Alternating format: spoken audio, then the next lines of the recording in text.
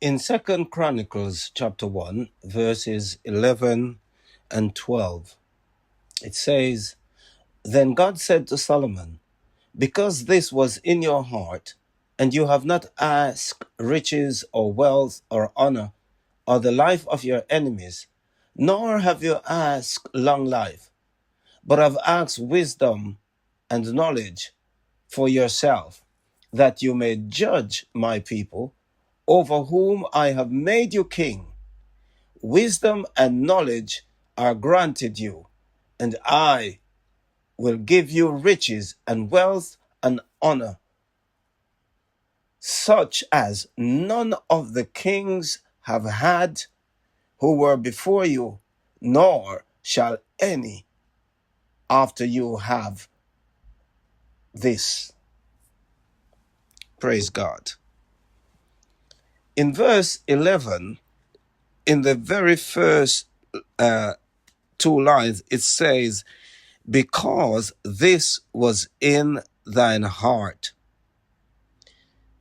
I want to think today that our hearts influences our choices.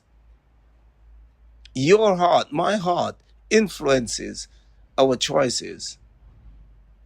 Our heart is very, very influential. I say this. In this lesson, we see here that David was now old and he had made Solomon king instead of himself. God had told him that he would have a son that would sit on his throne, and that was Solomon.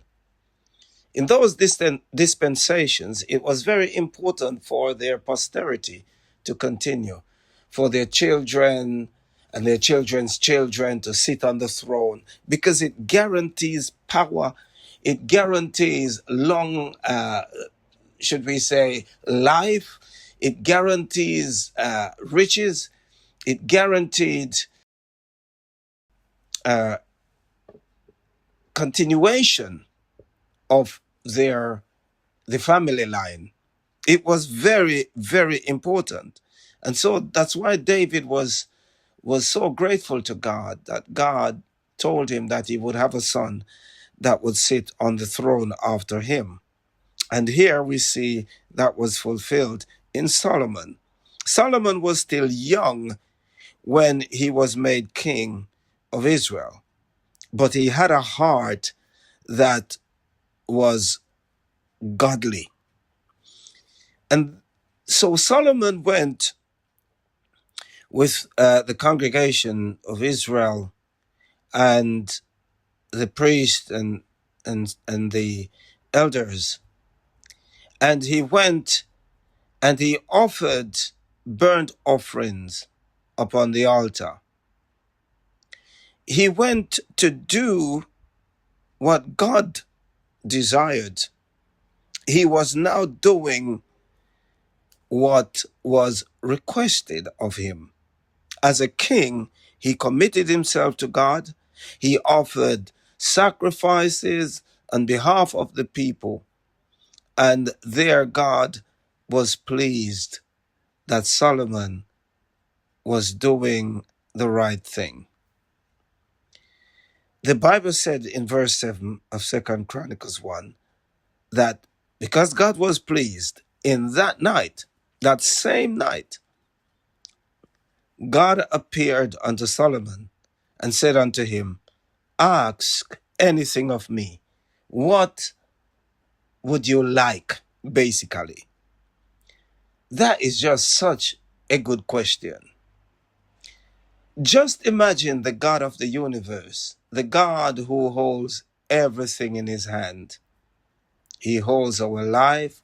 He holds the world in his hand. The Bible tells us that the earth is the Lord's and everything that is in it. And the God who owns everything says to you, says to me, ask me anything. What would you like? Some of us would think about possessions. we would think about, oh, I just want to be rich. Oh, Lord, make me a millionaire, make me a billionaire. Give me lots of land, houses, cars. Give me power so that I can rule people, so that I can just be a celebrity. Give me fame, give me fortune. We would think of how poor we were, where we are coming from, and how we would like to build an empire. Our heart influences our choices. Solomon, a young man, he asked in verse 8,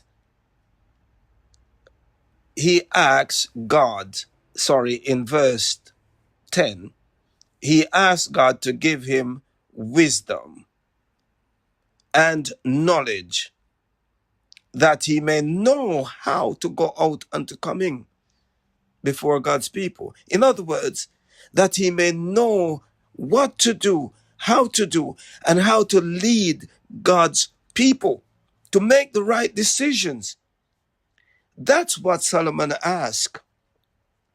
And God was so pleased with Solomon because God said to him, Solomon, because this was in thine heart. And this is what I'd like us to think about.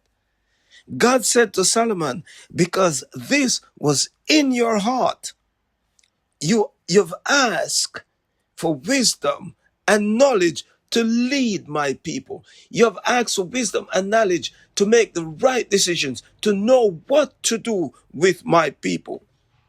God said, you did not ask for riches or wealth or honor or the life of your enemies. You haven't even asked for long life, but you've asked for wisdom and knowledge that you may know how to lead my people, that you may know how to look after my people. And because you have asked for wisdom and knowledge to do that, Solomon, I'm going to give you what you didn't ask for. I'm going to give you so much, Solomon, that you will be the richest man, the richest king. So God said to him, I will give you wisdom and knowledge as you have asked, in verse 12. And I will give you riches and wealth and honor, so that no king before you or after you will ever have this possession. Glory be to God. You see, our heart influences our decisions and our requests.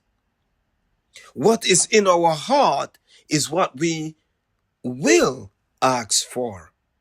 It was a dream, but because it was in Solomon's heart how to lead God's people, how to look after God's people, he automatically asks for wisdom and knowledge. The question is today, what's in your heart? What is going to influence your request? What will influence your request? Is there riches? Is there fame? Is there fortune? Is there honor? Is there great possession that you would like? What's in your heart? If God came to you and said to you, what would you like me to do for you?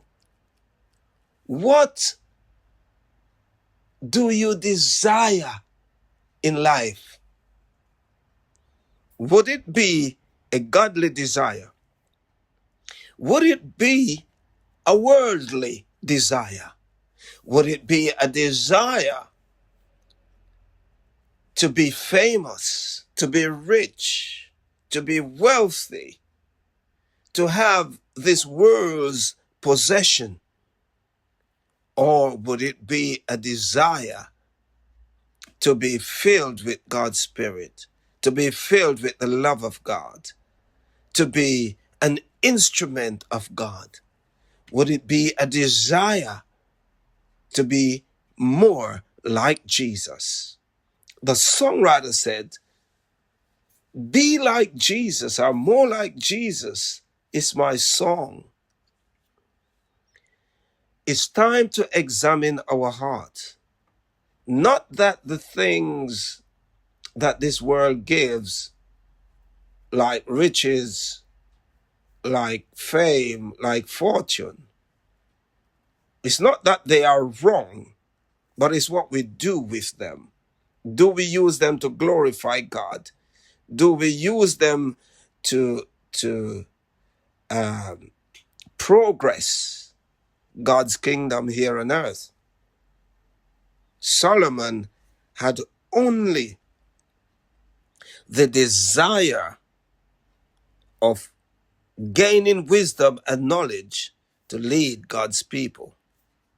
What's your desire today? What's in your heart? What's in my heart?